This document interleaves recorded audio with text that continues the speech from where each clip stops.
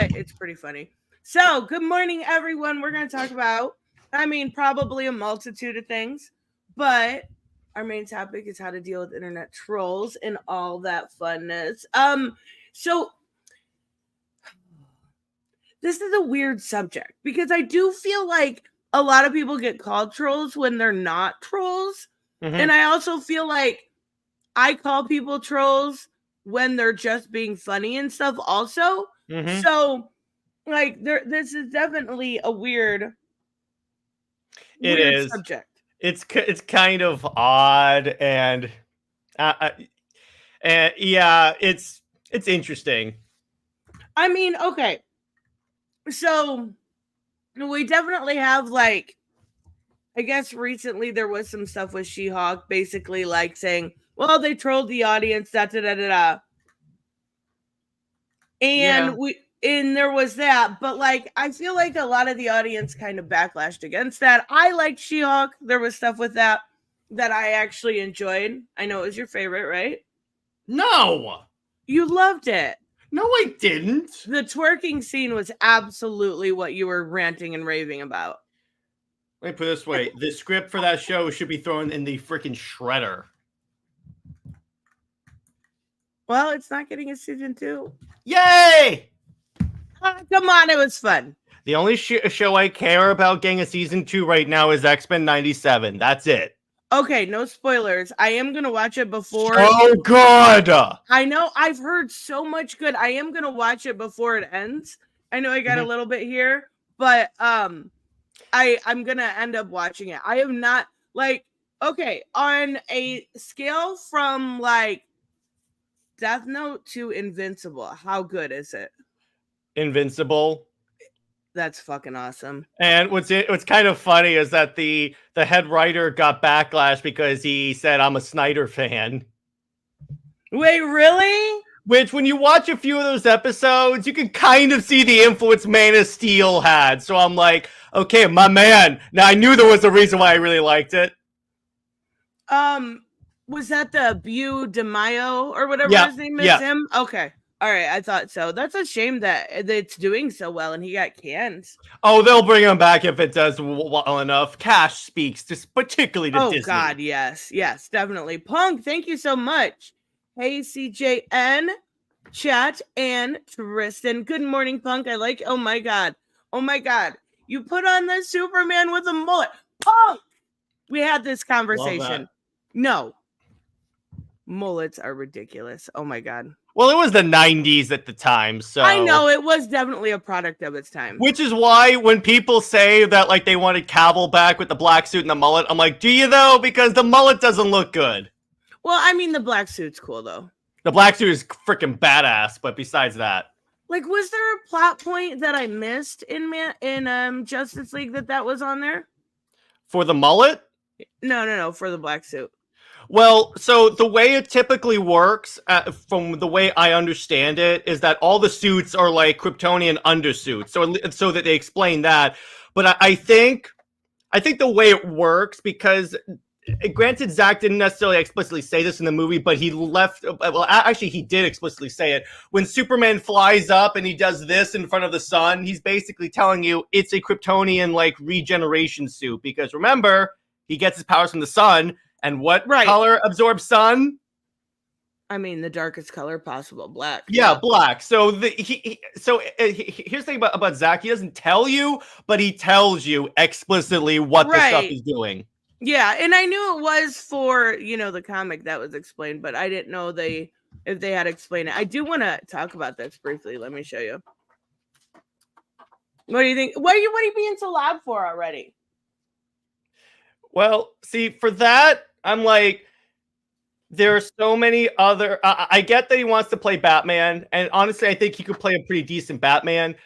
The problem is like, here's the thing. There are so many other fantastic characters, and this is why I'm against race bending, because it ignores all the other great, fantastic African-American characters that already exist.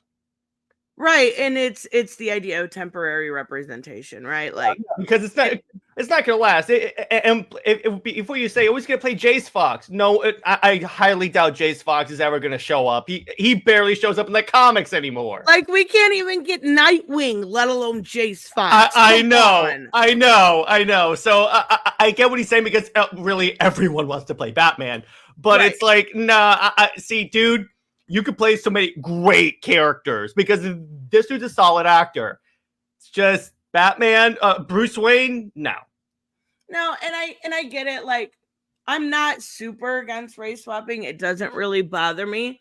And the most hypocritical thing I can say about it is until you mess with my favorite characters, and then I'm like, no. That's Like, what I always tell people whenever like they do, because one of the things I rail about with James Gunn is that he told a lot of the Suicide Squad actors and Peacemaker actors not to read the comics, and everyone's like, well, who cares about those characters? And I'm like, you see, the thing is, if you let them do it to the minor characters, eventually they will come for the major characters. Yeah, I don't think though that they would for Bruce Wayne, because if you notice the casting for the new Superman is very kind of by the book. Yeah, it's very much Cavill clone. Well, yeah.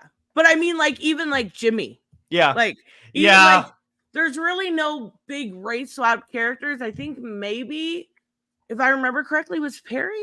Maybe Perry was. Yeah, but here's the thing. It's like the audience got reversed. Thanks, Zach. Right. Oh my God. Oh my God. The obsession is real. No, I'm just kidding. But like, I don't think James Gunn would even go for this.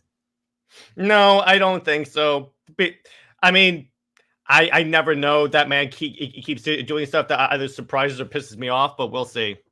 Wait, what has he done that pissed you off? Now I gotta know. Every single time he argues with fans about stuff instead of focusing on his own stuff, I'm like, shut up, dude. You're just making it worse. Well, the only thing that I like that he does is interaction, like dispelling rumors, right?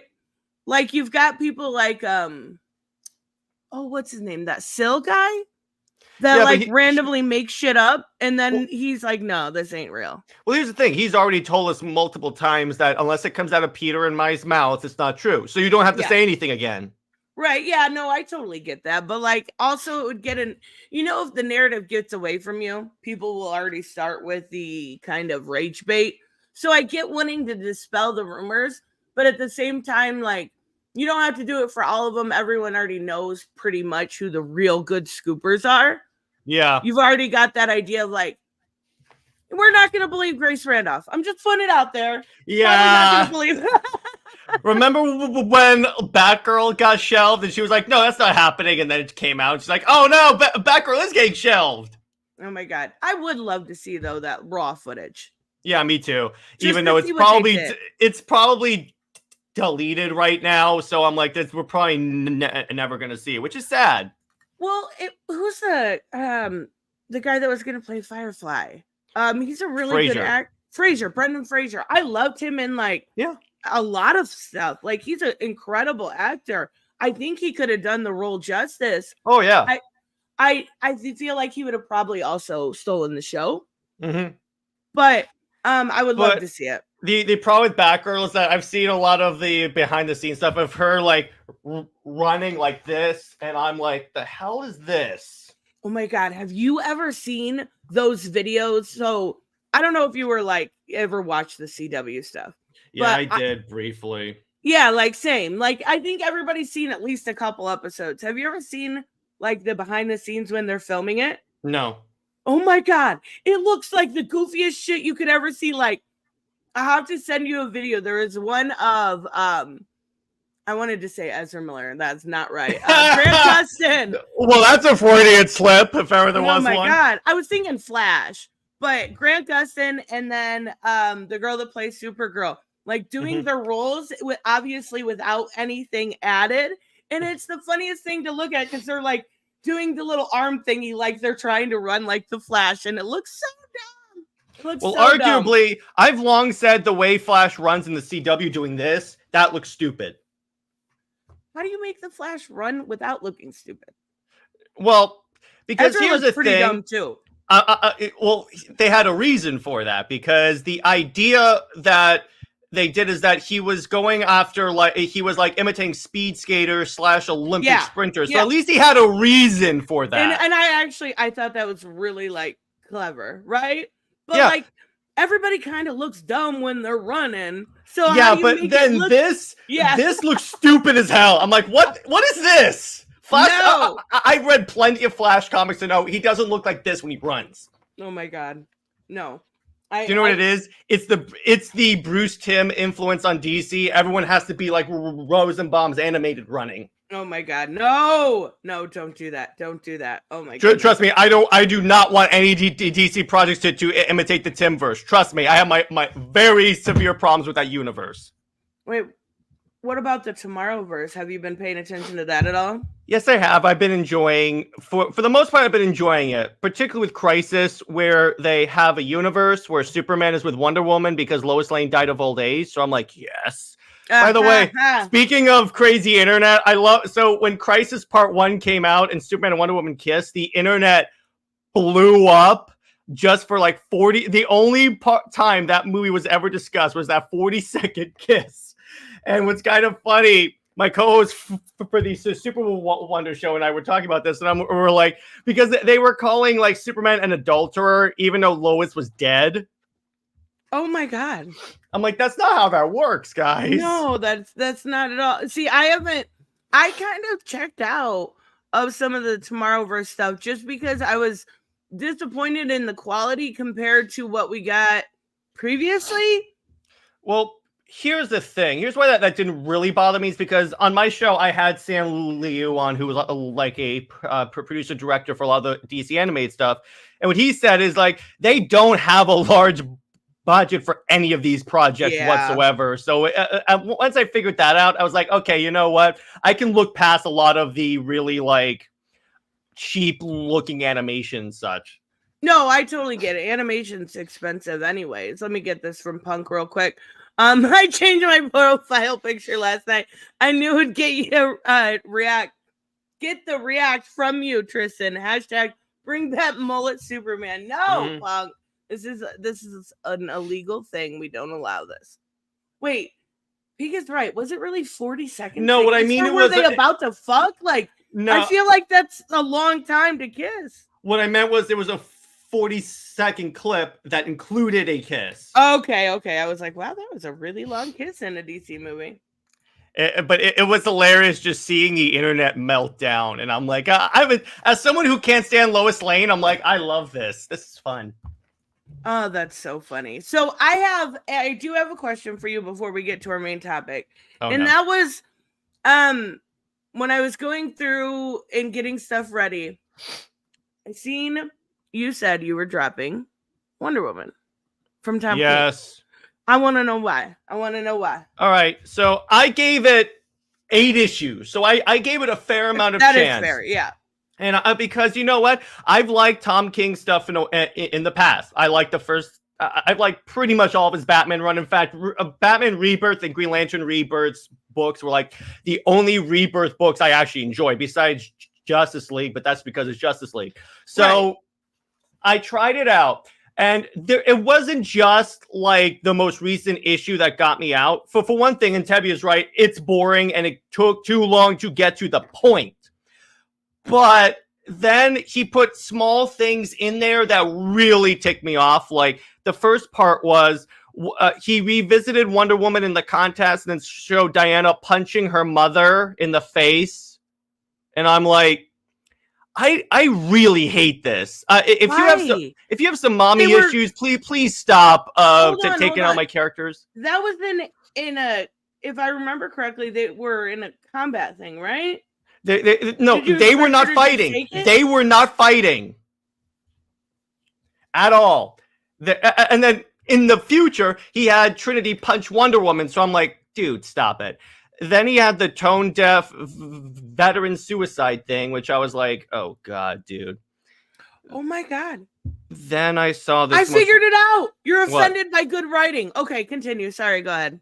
I'm just kidding. I'm totally kidding. Then I saw, and this is kind of where I drew the line. Then I saw in the most recent one where he basically mocked Christianity by having the bad guys start quoting Bible verses, and I'm like, hold on. Did you realize what you just said? no, I know, The but bad guy. no. Bear with me here. And this is a general issue with the Tom King run. There aren't enough good examples of, because if you're gonna take a stand like that and have the bad guy show like start quoting the Bible, you kind of have to show a good Christian. I know he won't because he's too lazy of a writer, but you need to do that because you're then insulting, Why? ostensibly, a large portion of your fan base. Why do you have to show a good Christian? Because if you're gonna show, okay, so this It's a villain. evil dude is doing it. It's the same thing where you just have to, because here's the thing about that. Because again, you're insulting a larger. Thank you, Gary Turbo. It's the large, because it's the same thing of like with me. I object when people call Snyder fans toxic while ignoring the larger community of Snyder fans that are good. It doesn't serve the plot in any way. Arguably, making the bad guy a Christian didn't serve the plot anyway. Okay, if you're telling me that if you show a Nazi, you have to show somebody. Oh, that's a different example, Tristan. That's actually a logical fallacy going to an extreme example. No, it's not. Because you can show a villain being a villain and that's okay, right? Because they're a villain. You want them to be villainous. You don't want them to be good. But there are no good Nazis. There are a significant amount of good Christians. There's a difference there. For sure, but there are also within every group. Yeah, but you have to show the good group. That's the thing. You have to. You can even have Steve Trevor be a Christian at this point, and then make him actually serve a use in that book. Because arguably, Steve Trevor, besides Lois Lane, is one of the most useless comic book characters of all time. There's 5 good Christians. Speaking of trolls, I pissed off Christians yesterday. So not trying to piss you off because that is a subject with you. I put a song lyric in my title yesterday, and I put Jesus is in a strip club giving head, and I think most people on my channel know that I'm agnostic, so I don't mind mocking, right? Like it's just kind of what I do, right? It's the wokeness in me. Let me be real here. It's different with you. Where here's the thing, when it comes to like. Yeah, but the reason why I'm so touched up on Tom King is because here's the thing. He's writing a comic book that is ostensibly read by thousands of people. People are going to go off of that and say, people are going to take that as a representation that all of Christianity is bad. But that's not how the world works, right? That's like saying one bad person that's a Snyder fan is a representation of all bad Snyder trust fans. me, I encounter these people on Twitter all the time. Yeah, I do know people will do that. I understand that. But the ridiculous nature of not understanding that there are bad, like I know people do it, but there are bad people in every group. Like you're not going to come across any group in America that is full of good people. True. I guess really when it comes to Tom King's Wonder Woman is that when I was reading it, it seemed it seemed like extremely one-sided, like anti-male, anti-Christian, anti-military. So I'm just like, okay, you know what? At this point, that's fine if the other people like it. That's fine. I'm just not gonna support it anymore. Did you? The one thing I did promise. I have like the last issue on pre-order at my comic book store because I'm like I'm still gonna pick up that book because I'm not gonna screw my comic book store. Oh, cool. So really, at this point, I'm like, you know what? I'm done. I'm just gonna like ignore it right now. Plus, it just got really boring. I will say that Grill issue, seeing Grill. That fight scene was great. The Superman and Wonder Woman issue was great. There were some great moments. That's why I stuck with it for 8 issues. Yeah. So I'm like, okay, there are some parts I hate, but there's so many good stuff. Plus, it's been a long time since we got a Wonder Woman issue I've enjoyed. Oh no. Oh no, what? No. I'm like, and it's from Tom King of all people. no, because again, I like Tom King's writing. I'm even an apologist for Heroes in Crisis, so I'm like, so it's not like I'm a Tom King hater. I'm just like, okay, you know what? I'm reading through this, and I'm like, okay, I'm gonna give this guy a shot, because the thing about Tom King, and I've said this on my show. Yeah, because the one thing I've said on my show about Tom King is that when he does stuff right, he really hits you. When he does stuff bad, though, or like in my opinion bad, he really drops the ball. And in my opinion, at least, he dropped the ball in this part. And I definitely get how this could be, and Wonder Woman kind of always has, but I definitely could get and understand how this is more geared towards women. Right? Well, yeah, but it's not just that. But I'm like, can we get a classic superhero story where she's punching stuff instead of like hearing about how horrible men are? Oh, also, here's the part that I don't think Tom really thought through. When she goes and visits the cancer patient, which was a great issue, though. Yeah. Here's the problem with that. You don't think the Sovereign and the government are watching you, and you just made that cancer kid a target? Why would they ever can't? That kid's gonna die anyway. To get to Wonder Woman, they'll be like, okay, so it's so that they could lock him up, because you saw what was happening with the Amazons. Anyone that was aiding the Amazons or even associating with the Amazons was being locked up. I think you just gave Tom King a really good idea for a future issue. I never considered that, but that could be a really good issue. It wouldn't be the first time I've given DC good ideas. No, that I could see that being horrific, and if the villain's already showing with the lasso of lies how far he will go, what's to say he wouldn't go after a kid? That's a good idea. He totally would. And I'm like, okay, you know what? That would be really cool. Yeah, I like that idea. I do. I don't know. I get it. I understand. And I definitely feel like this, I'm enjoying it. I enjoy a lot of Tom King stuff anyway, but I do enjoy the heavy, pro-women stance he takes, which is weird to me because he's probably not trustworthy in real life. Most male feminists aren't. Let me put it this way. You know who else was a male feminist? Joss Whedon. We all know how that turned out. He even wore a t-shirt. He even wore a t-shirt where he goes, "This is what a feminist looks like," and I'm like, "You're not representing the group very well, dude." Oh my god, that's so funny. It wouldn't be the first thing Joss Whedon has ruined. Yeah, and it wouldn't be the first time he got multiple complaints. So, and the other thing is that, to me, Wonder Woman was written like an emotionless automaton throughout the entire book, unless she was with Superman, which I'm like, okay. And then he's pushing Wonder Woman with Steve Trevor, even though here's the thing. He claims that his main source of inspiration was the George Perez run, where if you read that run, Steve was not a romantic influence on Diana at all. He was like a father figure, and I think he worked better there. Because here's my problem with Steve. He doesn't work in a superhero that fights gods. I mean, but we got Batman, right? His superpower is being rich. But the difference is that human. Well, here's the difference, though. Steve, here's the other issue with Steve is that he's kind of a stalker.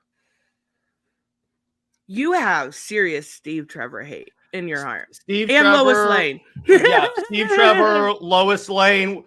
What are other characters I hate? I forget, honestly. There's too many. What about Mira? How do you feel about Mira?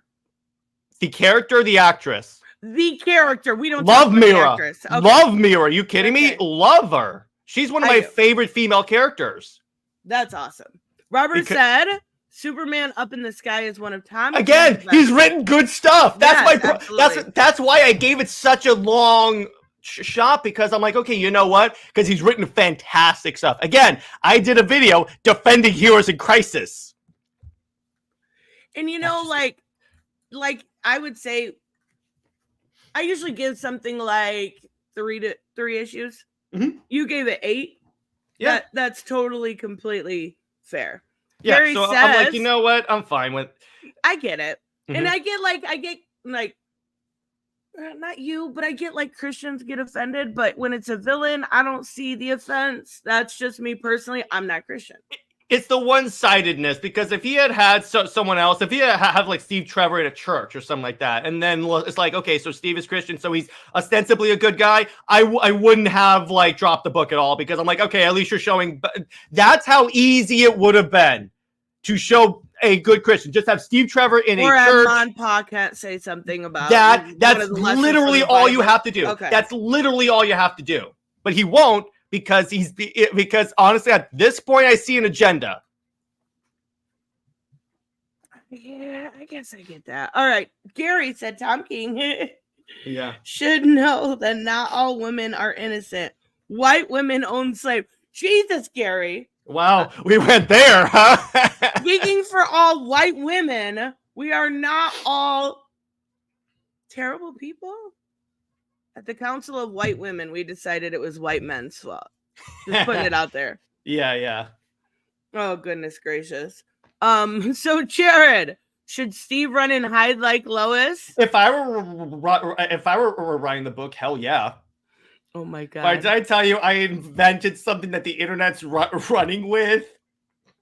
Oh my God, what? Live on a show, I made a joke. This is a troll. This is a joke. So one of the things I do is it's no secret. I do a lot of anti-Lois content. Really. So I was on a friend's show, and I said, you know what? Instead of Superman with Lois, how about General Zod with Lois? So I invented the Zois ship. Oh my and God. I kid you not, someone posted my stuff on Reddit, a fan of mine, and someone put in there, I saw a Super Wonder shipper say Lois belongs with Zod. And I'm like, you realize that was a joke, right? Oh my God. Kneel before Zod takes a whole new meaning. Oh God. I just realized that. Oh my God. Gary, that's because women didn't have any fucking rights. Yeah, that's kind of a bad It was example, property. bro. That's a really bad example.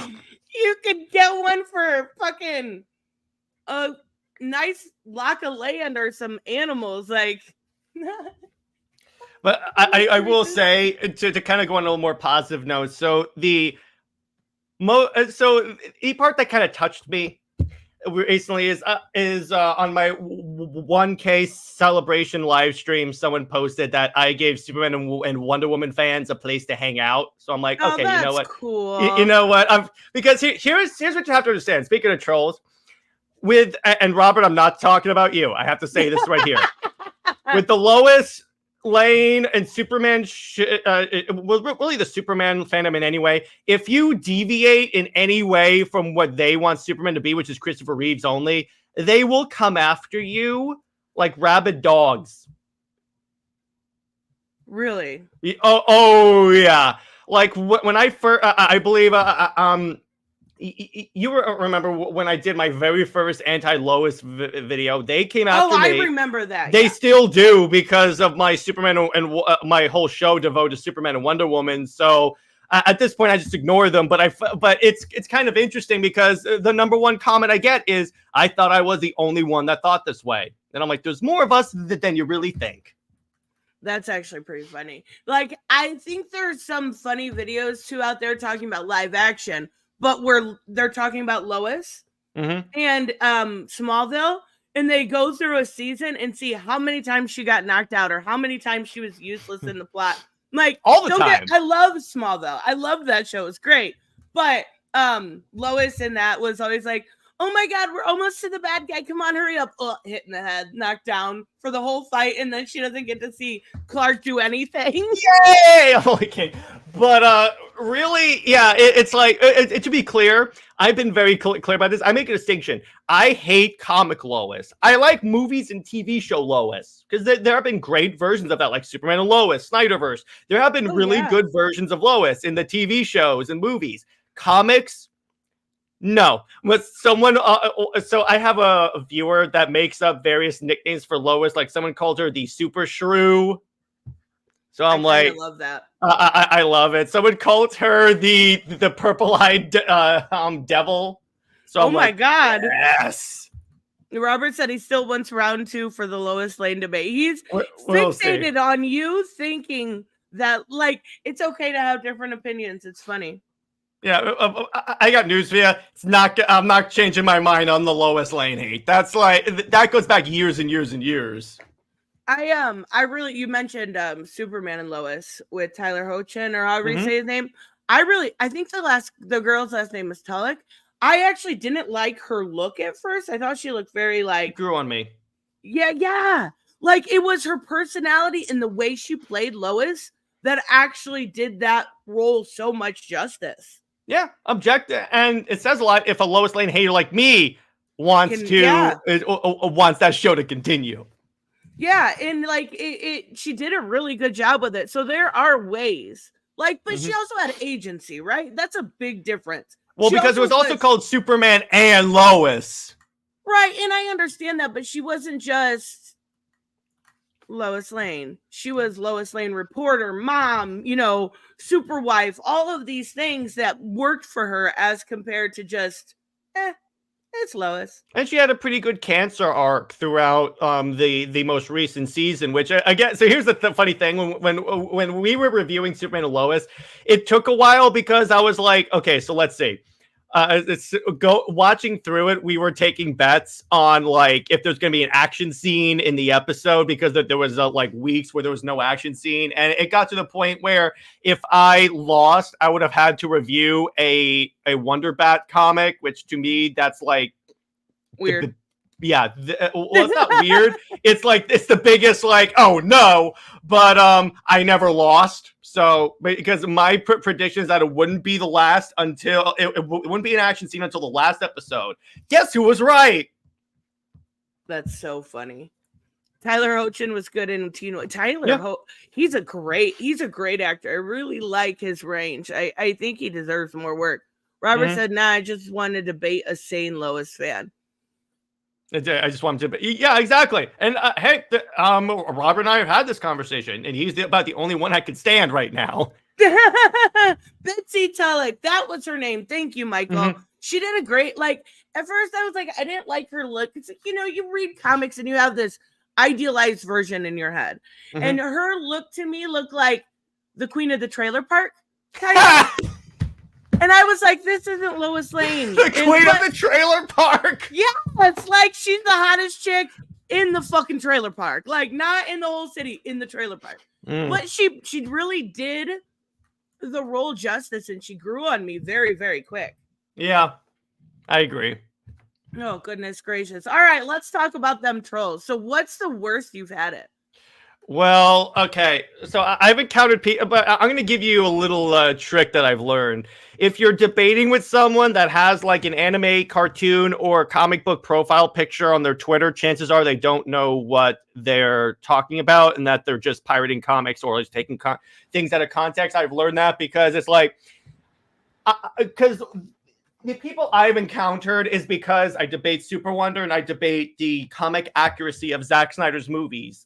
And where I align on both of those. So the funny part is that occasionally I'll get the people. So I'll be like, okay, so it was in this comic, in this comic, in this comic, in this comic, this happened. So I give them receipts, and then they're like, well, you're just a Snyder fan who doesn't read comics. And I'm like, oh my God, you could that's so far from the truth. Yeah. You could legit, here's my way of dealing with those people now. I just send them a picture of my shelf and say, try again. Oh my God, that's perfect. Because I've read pretty much everything on these shelves except for like my to-read shelf. You have a to-read shelf? I have one for DC and one for Marvel. And it's just 2 shelves of this. That is not, you know what the thing is? It's like, you said, if they have what in their picture? If they have an anime picture, a comic book character picture, there are exceptions to this rule. I was about to say Tevia. There are exceptions to this rule. But generally, that's why typically I don't debate with those people because honestly, they'll bring up stuff and I'm like, that's not in the comic. That's based on your own interpretation of the comic, but that's not what the book says.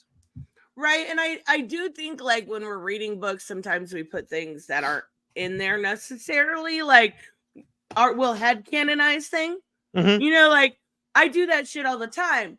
But when it comes to trolls, you first got it really bad. Like your first real bad thing was the Lois conversation, right? Yeah, and in my defense, I mean, in their defense, I was kind of being a little aggressive about it, saying Lois Lane is useless. That was the topic of the video, so that's why I kind of softened up on that. Clickbait, right? Yeah, but and it worked, by the way. But the thing is like, I've always tried. I'm never gonna be the guy that will say you just don't read the comics, or like you don't do this, you don't do that, because I've encountered that, and I'm like, I've encountered people that have judged my, because a previous time for this, I did a video talking about why DC needs a reboot. That's it.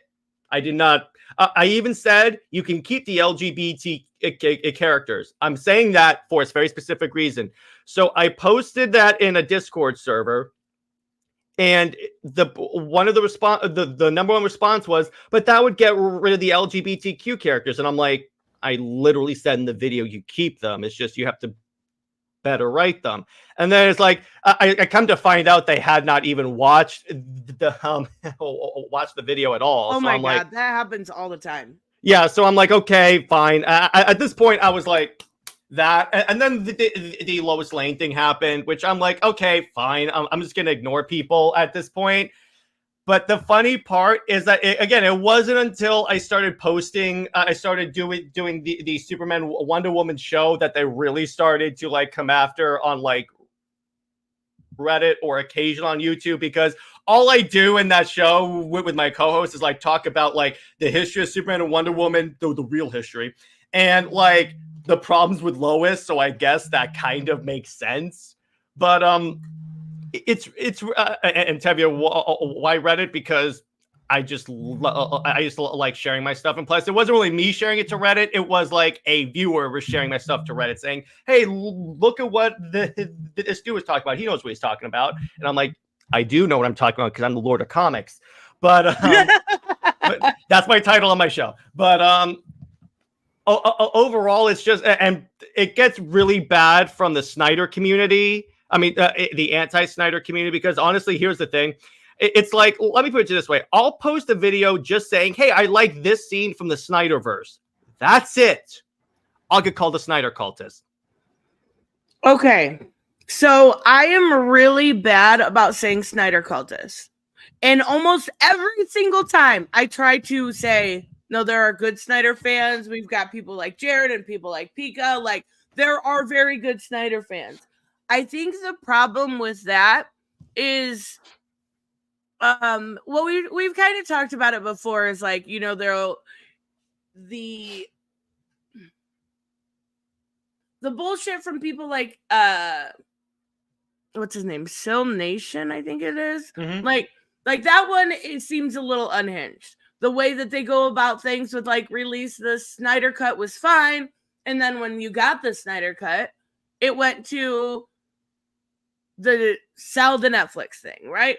Like, which, by the way, is more likely than you think it is, but that's besides the point. Why? Tell me. Well, because here's the thing. It's not the first time, because it's not. Here's the big like confusion. They're not talking about sell the DC IP to Netflix, because that ain't happening at all. What they're saying is that, and this has happened before, license Zack's versions of these characters to Zack's universe to Netflix, whether animation or live action or anything like that. Zack can make it on his on that area, complete his story, because really it would only take a miniseries for 2 movies, that or like I say a miniseries, because he does better if he can put like everything he wants in there, and that the miniseries would be the best option. So you could do it there. Plus, on the DCU side, you could just say anything on Zack's, anything at Netflix is not connected to what I'm doing. So it adds more of a divide. So there's less likely a confusion between, for the fan base. It says plus, and again, WBD gets the money, and we all know Zaslav loves money. Okay, and WB needs money right now because they are not doing well. They are also rebooting. This would be a really silly time to continue that with what they're doing now. And then I like the way Robert put it. If you give the mouse a cookie syndrome, right? If you give a mouse a cookie, he's gonna. Well, they already did that when they released the Snyder Cut. That's the thing. It's like, that's if they right. weren't That going was to the continue, cookie that you wanted more of. Yeah, Wasn't if they that weren't, supposed to end it? well, here's the thing. That WB executive team was like a bunch of doofuses because here's the thing. You saw the positivity that the DCEU had for the first time since its inception, honestly, and you chose now it's going to throw that away. Like, wait a second. The way it normally works is that if you see something that's bringing in views and money and positive reception, you capitalize on that. And Hold on, I have a checkmate. I have a checkmate for you. Rebel Moon. That gets more views than you actually think it does. It is almost universally hated. Not almost universally. I mean, I've not heard any. Even Snyder fans, I haven't seen praise it. Then you're not. What did you think? What did you think? I enjoyed it for what it was. I'm excited for the ultimate cuts because Snyder does really good stuff. Oh my god, why does he always need an ultimate cut though? Because here's the thing, he had this product. No, because he had this story, and Netflix told him, "Hey Zach, listen, that's great. We want you to do that, but typically on Netflix, stuff does better if it's like 2 hours or 2.5 hours. So why don't we just do this? We first release your stuff as like a 2-hour version, then we'll release the ultimate cuts." It's not necessarily a great situation, but still, I'm like, you know what? I enjoyed it for what it was, and I praised it on my show. But the thing about it is, like, the thing going back to the Cell movement is, like, again, when it comes to, like, the part that really gets me on this is actually more likely than you think it is, because, again, Warner Brothers needs money. And if they need money, Warner Brothers will do anything. We're dealing with an executive that canceled a movie when it was almost done. Are you talking about Batgirl? Yeah, nothing is out of the realm of possibility with David Zaslav. And I understand that. I understand it underperformed. And yeah, I get it underperformed, but it was successful enough for Netflix to be fine with Zach. That's the way it normally works. What do you think about Zach hiring Mags to do? I enjoyed the comic. I thought it was pretty good. Do I like Mags as a person? No. Do I typically like her writing? No. But you know what? I actually enjoyed the Rebel Moon stuff because you know why? Zach was kind of controlling her to the point where she kept a lot of her like personal politics out of the book. That's the thing. So that's why I was fine with it. I never checked it out because I never seen the movie, so it wasn't made for me. I was just curious. It's pretty good. I've enjoyed it from what I saw so far. It's basically the backstory of Ray Fisher's character. But my point is, for that, for the whole like Cell movement being like two separate things. The thing about it is the other way that this actually works for Netflix, for WB doing a reboot, is because you can prove to the audience that, hey, give us a chance with this, we will finish a story. Because that's my chief concern with WB, is that I have no confidence that they'll continue the Gunverse in some way. I think at one point it'll be chopped off at the knees. And if you say, well, Gunn's the head of like DC, they would never do that. They canceled a Coyote v. Acme movie, which Gunn was involved in. So I don't think Gunn is as autonomous as he thinks he is. I mean, he is the head right now. But still, like, it hasn't even gotten started. But I'm still, because I just don't trust WB. It's less about James Gunn. It's more like, I've seen what this company does. I do not trust them. I mean, that's fair. I don't trust any big corporation like that, especially when they hinder a lot of creative fields and a lot of the creatives in general. But I do think like that with the Snyder people, again, not you, they give the fandom at large a bad kind of name when they went after. I know they went after. Obviously, some people don't like James Gunn, right? Like Robert mentions, calling him a pedo. Well, here's the other thing: is like the other people that are responsible for that bad reputation, honestly, are the anti-Snyder sides. I'll explain in a second, and some YouTubers that just say Snyder fans and don't make that distinction. Because if you don't make that distinction, everyone thinks the Snyder fans are all the Snyder fans are toxic. When you don't make that distinction, The reason why I say anti-Snyder fans are partially responsible for that is because if you go in the very beginning of this, when Man of Steel first came out, you had people coming out saying, "Oh, I really love this movie." And you had the anti-Snyder saying, "Screw you, that wasn't Superman." So we're like, whoa, whoa, whoa. So it was a progression of we're just expressing that we love these movies, and then we get attacked and dogpiled.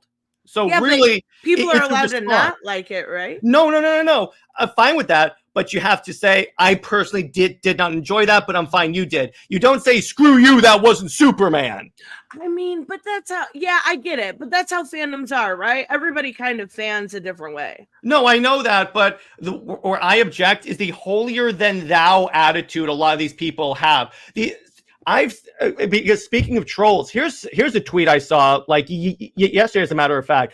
Snyder's movies are so bad that his daughter committed suicide. Okay, yeah, that's fucking terrible. And I don't see enough people calling those people out. Horrible. I don't see enough people. I'm like, I get it that you don't like his movies, but I'm sorry, that is disgusting. Yeah, that's beyond disgusting. And that's my problem. I don't see enough of the other side calling out, because if you look, there are people calling out like Sil and a lot of the other toxic Snyder fans, which, trust me, I have my own problems with that side of the fan base. Trust me. Because let me put it to you this way. Certain high-ranking Snyder fans like ostracized a friend of mine. Why? Because, okay, so my friend Snyder Queen, who's a co-host of my show, she's a fantastic person.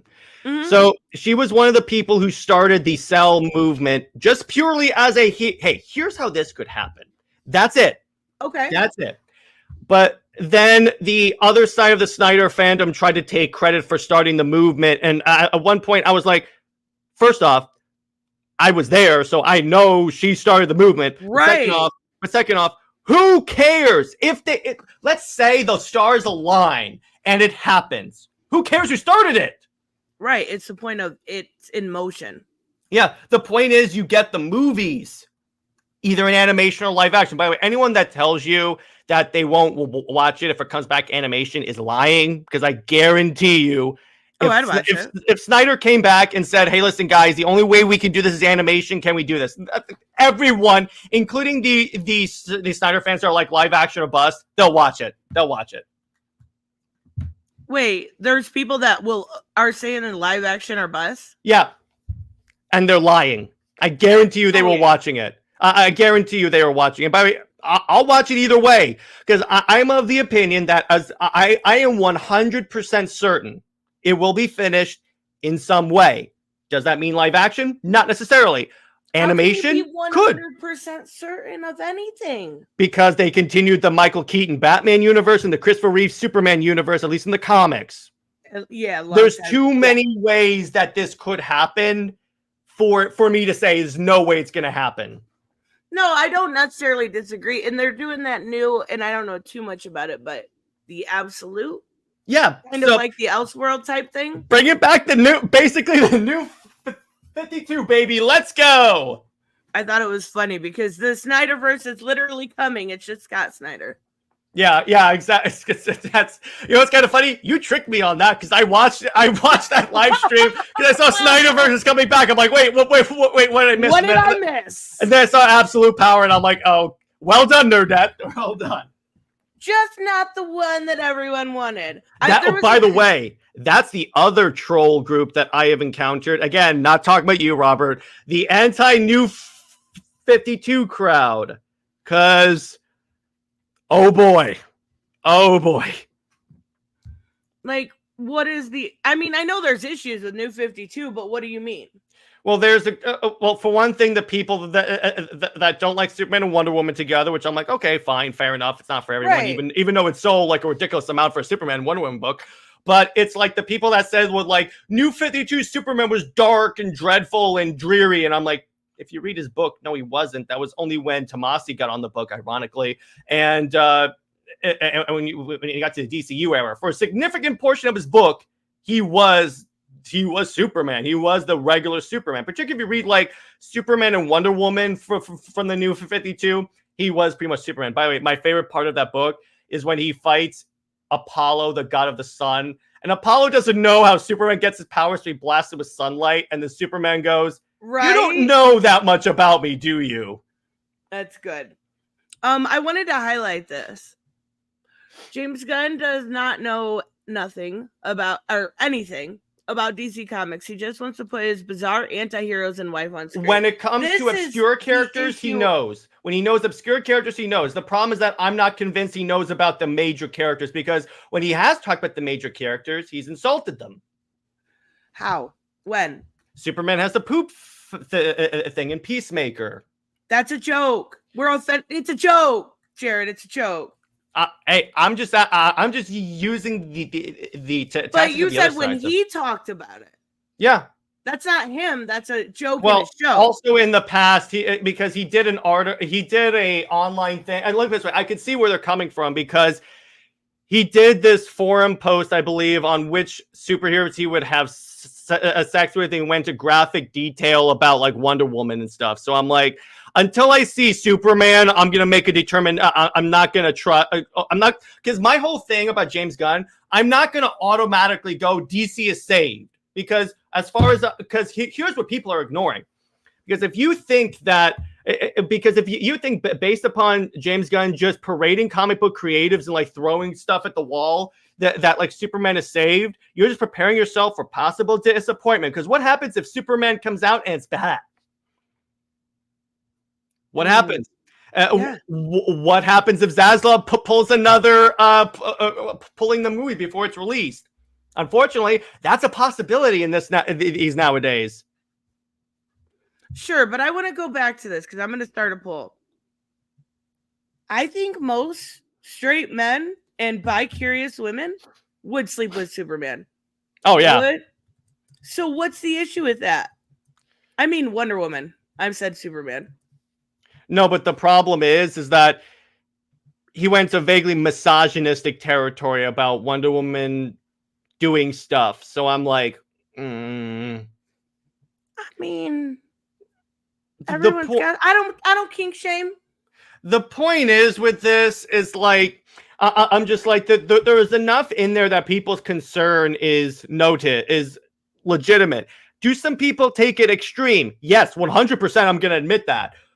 But are people right to have concerns? That's the other group that comes after you, is that if you, in the same way that there are like rabid portions of the Snyder fan base, that if you critique Snyder in any way, they come after you. If you critique Gunn in any way, respectfully, because I've said, hey, listen, I've said I hate Peacemaker, I hate the Suicide Squad for legitimate reasons, because I'm like, I'm the type of guy, I don't like graphically, like, I don't like graphic humor, and I don't like James Gunn's version of humor. That's just me.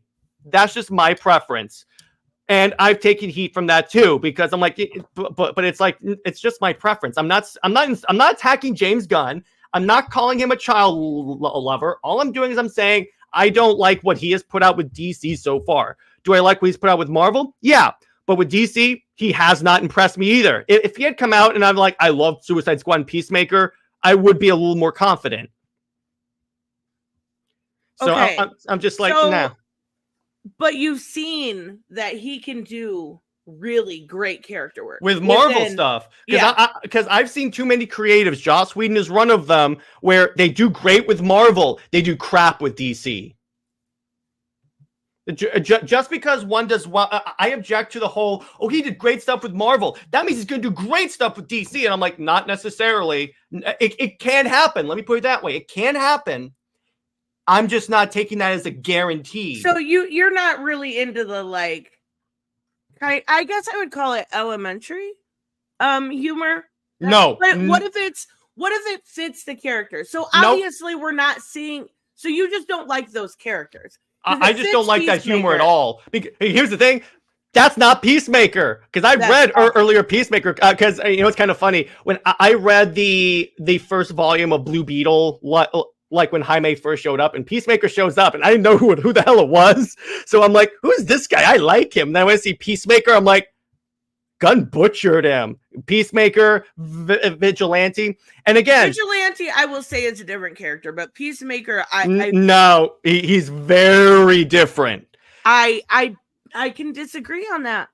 Have you read the newest book by I think it's Kyle Higgins, I want to say, but I could be wrong. I know he's that way now because DC likes What to about his retroactively. crossover with Swamp Thing? Again, I get that. What I'm just saying is that when you look at the way the Peacemaker character was classically, because that's the way James Gunn operates, that's not who he was. He's not this Deadpool character. No, neither is. Wait, hold on. You think Peacemaker is like Deadpool in the show? That's what he is. Oh my God, Jared, you're taking crazy pills. Hold on, let me get this real quick. That's what he is. Much like CG, the toxic Snyder fans are too loud. Yeah, that's true. But again, no one makes that distinction. It's I'm not saying they're not too loud, but I'm just saying it's on people with influence's responsibility that when you make a statement like that about a fan base, it's the same thing with Tom King. If you make a statement about a group of people that you know is not the majority, that you know is not all of them, you have to make that distinction. I know, I get it. And I get it like, oh my God, I'm sorry, but I have to read this one because it's fucking hilarious. Hey, Raymond, do you want to cross my be Superman and I'll be Batman and we'll make the Justice League come? You guys, oh my God, Raymond, I forgot to ask, is Jackbox okay tonight? Because I was about to say you guys are starting early, but I didn't even ask. Regardless, I do understand how they changed. Vigilante is almost a completely different character. I do think that Peacemaker is close enough. It's different. I don't see the Deadpool, but I see a change, obviously. But here's Vigilante the thing. Was a completely different character, but with I still loved him. Well, in my opinion, everyone's like, oh, James Gunn's going to be really comic accurate. I'm like, so far in DC, he hasn't been comic accurate. So what are you going off of? He gave us our best Harley moments. Again, here's the thing. I get that the jokes in the Suicide Squad are stuff that Harley realistically would say. I'm just like, no, they've done Harley better. What I mean, when she is killing that guy, that was like some true character. I'm going to tell you this. David Ayer did a better version of Harley Quinn, honestly.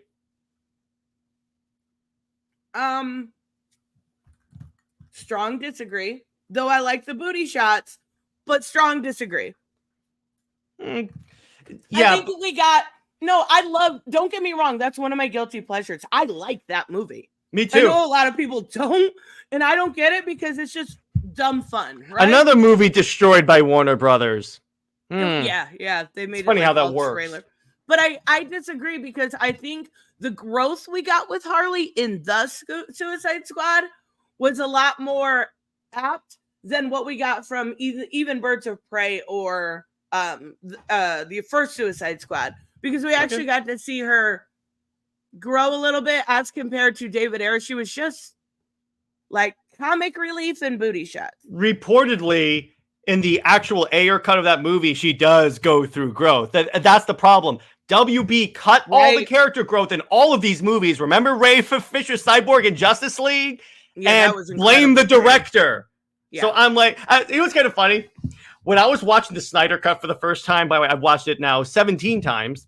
When I was watching this, and every time I see Ray Fisher scenes, particularly in that scene where it shows his origin, I'm like, I see why you were pissed off, dude. I definitely see that. No, like that, I'll give you that 100%, because Ray Fisher in the Justice one was absolutely... He's just there. Yeah, exactly.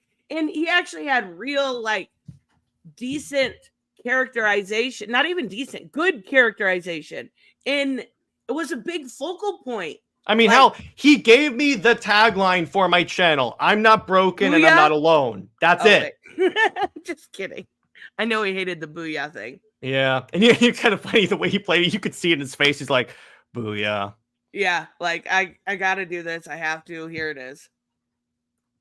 But, I mean, I get it. I just think this is where it becomes not even a problem, is people arguing over dumb shit. Like, we all stand differently. We all enjoy different things. That's what's so good about having a show like Peacemaker, but also having something serious hopefully, like Superman. The problem is, again, here's the other thing is that you have people that are like, that's not Superman, but I'm okay with them making changes on Peacemaker. I'm like, if you want it to be comic accurate, you have to be logically consistent. Because here's the problem with that. Again, this is why I strongly object to them changing even minor characters. They will have, because it's a slippery slope. If you let them change minor characters, they will change major characters, and then they're gonna be like, why did they change Superman or Wonder Woman this way? Because you let them change Peacemaker. It's not let them. You don't have control, right? Well, don't watch the movie though. I mean, can I pirate it? Well, oh yeah, don't give them your money. Don't give them your money. That's No, what I I did. get it. That's what I did with Tom King. I don't like his Wonder Woman run. I'm not just gonna keep supporting it. I'm just gonna say, okay, it's not for me. I'm gonna vote with my dollar. There you go. I don't think that works as well as what some people would like it to, but I totally can respect that. The idea of voting with your wallet instead of... It's like, look, it probably won't have that. It probably won't get Tom King kicked off the book, but reportedly it doesn't have good sales, which I'm like, okay, then he'll probably be ending soon. But the point is like, I'm just like, I just personally don't want to support the book. That's it. I don't care if it affects it. I just personally don't want to. I get it. I totally get it. And I'm the exact same way most of the time. Like a lot, I've scaled back on a lot of stuff. Like Harley's a book I would never drop, right? Mm-hmm. Till Teenie Howard came on board. Wonder Woman, by the way, was the very first book I have ever dropped. Very first. What? Yeah, because I normally pick books that I know I'm going to enjoy, that I've heard great things about. Like Joshua Williamson on Superman is fantastic. Philip Kennedy Johnson on Superman is so good. Freaking amazing. I just read World Saga for the first time. I'm like, yes, it is awesome. Mind-blowingly good. Yeah, it's basically Superman, He-Man. So I'm like, yes. But it's like a Batman and Detective. I've enjoyed Ram V on Detective, even though sometimes I can't really enjoy, even though sometimes it can be a little boring, but I'm like, oh my God, I was going to ask. Yeah, like it gets, I gave up because it got really like, and I love Ram V. He's one of my top 5 writers, but he got boring. Yeah, but let me tell you this. As a Green Lantern fan, I've always been eating really well. So I'm like, yes, lanterns. Yeah, that's fair. Because I've been a Green Lantern fan since I read the Jeff Johns run for the first time. And when I read Jeremy Adams' Lanterns, I'm like, because it's basically DC Star Wars. That's what it is. And I'm like, I freaking amazing, dude. Freaking, he brought back Razor the Red Lantern. I'm like, yes, thank you. Are you reading the War Journal one? Yes, of course. It's Philip Kennedy Johnson and Green Lantern. I read anything Green Lantern. The only thing I want is a Jessica Cruz book all her own. Just give me Green Lantern, because that's the other Rebirth books I really enjoyed, is the one with her and Baz. And I'm like, yes, keep this coming. I need more of Jessica Cruz. Yeah, I love Jessica's always going to be my favorite for that run alone. Like, thank you, Jeff Johns and Ethan Van Sciver, for inventing that character. Yes, I know, she's such a good character, and like even Simon Baz. I know a lot of people don't like him, but I ended up really liking him. Mm-hmm. And here's the thing, because when they did Jessica Cruz, a lot of the Lantern characters had the problem where they were perceived as just Hal Jordan clones. But then when you look at Jessica Cruz, where she's like has anxiety, and she has to basically be a character that has to overcome fear all the time. Yeah, that is really cool. That's pathos, baby. And it's so good because she's so susceptible to that fear, right? She's so susceptible to yellow, and her having the willpower to overcome, to me, was always such a good story. Robert said, by the way, Jared and I started Electric Blue Soups today. I have that trade. It's hilarious, but I got it as a joke. You know what? I actually got once at a comic book store before I knew the story sucked. Amazon's Attack. I didn't know the story was horrible. No, I read it. I like parts of it. I like parts of it. The problem is that there's too much like off-panel stuff. But I'm just like, it's not my favorite Wonder Woman story, but it's not my least favorite. There are plenty of bad Wonder Woman stories. Right, and that's kind of how I was too. I didn't hate it. I was kind of lukewarm on it. Like, I know a lot of people didn't like it. There was redeemable parts, but there was also some crazy shenanigans. that went afoot. I I mean- actually think this story could work. If she Yeah. went yellow and he went red, Simon went red, Yeah. I would read that shit. Simon being red and Jessica Cruz being that could actually work. Although here's why I'm going to disagree with Jessica being yellow, because that's leaning into the fear thing. And the cool thing about Jessica Cruz is that she has to be a Green Lantern who overcomes fear all the time, but she is afraid all the time. So you kind of lose that if she's a Yellow Lantern, because otherwise, I would have gone with that. I think it could be good if Jeff Johns did it. Jeff Johns said it. Ironically, he doesn't do well if it's movies or TV, except for Stargirl. But with comics, he's great. Wait, what didn't you like that he did TV? DCEU, because remember, he's one of the people responsible for Justice League. Oh, okay. I was thinking more. You said Stargirl, so I was. No, I was saying except for Stargirl. Did you like Doom Patrol? I haven't watched it. It's not my thing. I watched an episode of it, and I'm like, okay, it's not for me. I'm not going to blast it because what I saw I liked. It's just it didn't interest me that much. And I definitely think there's people that like the Peacemakers, the Doom Patrol, the weird, the dark, the funky. And that's fine. You're allowed to. I just personally don't like it. That's fine. I'm the guy that loved Titans. That's me. You know what? Can't hate on it. The only season I didn't like was 3. 4 was incredible. Well, let me put it this way. We got a pretty kick-ass version of Deathstroke. Yeah, and I mean, Jason had his flaws, but you ended up liking him. And we got Jericho. I like that version of Scarecrow, too. I was like, oh, I am scared now. Like the stoner Scarecrow? Yeah, I was fine with that. My problem with the show is how long it took to get to Nightwing, and I'm like, just put on the damn suit, bro. Yeah, and then the one thing I will say about Titans, the suits look movie quality for a TV show. Are you kidding me? That's a TV show, and they look that good. Yeah, the only thing I didn't like was season 3, and I had Brian Edward Hill, who writes for them, on the show once, and he basically said that he gets the outlines from above, right? The Jeff Johns of the world, and it's passed down. So he has to work within those parameters. So I totally get that. And I think what they did with Church of Blood and with Coriander, even though people don't like at first the race bent Starfire, she grows on you. She grows, but in their defense, it took a while for her to grow on people, because in season 1, it's at least in the later seasons, she actually acted like Starfire. By season 4, I'm drooling. I'm like, this girl is gorgeous. She is killing it. Titans is also the reason why I could see Alan Richardson playing Batman, because that's kind of who he's playing when he's playing Hawk. Oh my god, he would be great. I'm I could definitely see him as Batman. The other part I didn't like about the show was the way they killed off Donna. I know they brought her back, but she gets shot by lightning. That's it. The worst death. I'm like, no. And this is coming from someone that's a big fan of Donna Troy. So I'm like, what the heck? But besides that, I was like, okay, that's fine. I could see that. And the rest of the show is actually pretty decent. I think it's actually pretty good.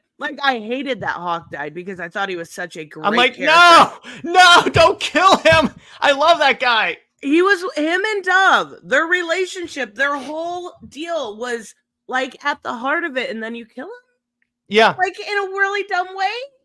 It was at 99%. Just go take the chance. And how do people accept Jason when he's responsible for that death? And I'm like, fuck Jason. Yeah, that's what I said. I hated season 3.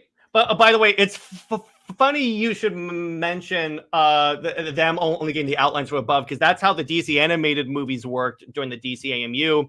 Because what Sam told me is that a lot of the times, the reason why you got Death of Superman, which I hated, or Hush, which I tolerated until the end, is because DC Warner Bros. Will come to them and say, do this, even though they have no plans for those movies. Oh, really? They have surprisingly little leeway when it comes to which DC animated movies they do. So what did you think of the ones in the Tomorrowverse that weren't really in the Tomorrowverse? I love the Super Sons movie. I thought it was great. And I Catwoman tolerated Legend? it. What? I thought it was my problem with it is that okay, so Superman, so John is in it, Damian's in it, Superman and Batman are in it, Cassie's in it. Where's Wonder Woman? I mean, That seems really stupid to have her. But it's not her movie. No, but you have her sidekick. But it's not her movie. Yeah, but neither is it really Batman and Superman's movie. It's really John and Damian. The dads. Yeah, you don't. I'm just like I will say, Pika made a really hilarious edit of that where when he was reviewing it, when Lois goes, "I knew you were taking over the minute you accepted the meeting," and Pika goes, "No, stop making everyone think you're smarter than you are, Lois. Everyone always doesn't like you, just like Jared from Comics League." Oh my god, that's so good. I was like, yes, and you put a clip of my anti-Lois video, but. See, yeah, I like that for what it was. The animation's really rough, but I'm like, okay, I can kind of take that. I'm the type of guy that once I found out about the really cheap budget they give animated movies, I was like, okay. And by the way, Tavia, they would have de-aged him if that movie were more popular. That's my theory. My theory is that never de-aged him. He's a bisexual icon. No, but Tristan, here's my counterpoint to that. I was joking. Well, yeah, because I guarantee you that movie was a test bed to see, because if that movie had done gangbusters, I guarantee you they would have said make it reflect the young John, but not enough people watched it. That's it. Not enough people watched it. I get that. I thought it was really, really good. I love those, I love the Super Sons. I think they're a fun dynamic. I liked the backup stories with. Well, did you read the backup stories with Little Trinity? Those were adorable. I think a lot of people hate Trinity. I hate Trinity. She's so annoying. I'm like, stop. Particularly older Trinity again, who punches Wonder Woman in the face. And I'm like, does Tom King have a thing against moms? No. He keeps punching them in the face in his books. I mean, I guess I don't remember that in the book. It literally happened in, I think it's like issue 2 or 3. Actually, I think it's issue 2 because I remember I used it as an example of why I'm dropping this book. But I'm just like, But again, it's just because, and here's the thing. I'm like, my problem with Trinity is that, okay, so you already had Yara, that's a Freudian stuff, Yara, and then you're like, okay, we're gonna have Wonder Girl, but this time it's Wonder Woman's daughter, and I'm like, okay. Plus, when you find out the reason why she exists, here's the reason why from Tom King's own mouth. Well, Superman has a kid, Batman has a kid, Wonder Woman should have a kid. And I'm like, that's not the reason to invent a character like this. Nah, that's awesome because does she serve a purpose? No, she doesn't. Wait. Then you can have stories about her actually being a mother, teaching a daughter what it's like to be a hero. I got news for you. The minute Tom King is off that book, they're not going to talk about Trinity at all. Shut up. I know. I already know this. I know this because look what happened with Yara Flor. I know. Yara. And I love Yara. Are you kidding me? And again, she's redundant. Trinity is redundant because you already have 3 other Wonder Girls. Yeah, I get that. I think Yara was their golden ticket that they fucked up on. Oh, DC screwed up a golden ticket? Gasp. Don't tell me. That's my other mission on my channel is to expose all of the screwed up potential that DC has. It's a lot. Yara spoke to a different audience than necessarily Diana does, right? Diana is perfect. She is fucking perfect. She does no wrong, basically, right? Yara fucks up. Mm-hmm.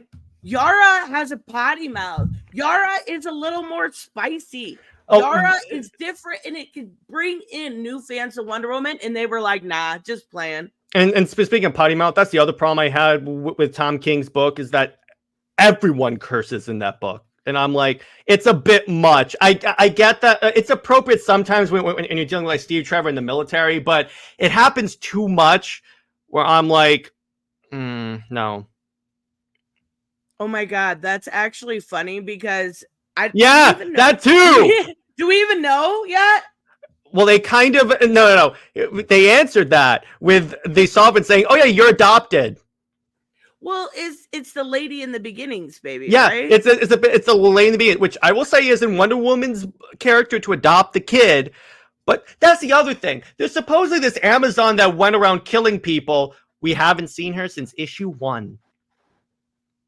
No, yeah, she's in hiding. You kind of have to show us that once. Come on, dude. If the whole plot is like hinging on what she did, you have to show us that once. Yeah. You know, I get that. I do. I understand that. And that's like some of the issues I have with like I love the Nightwing run right now.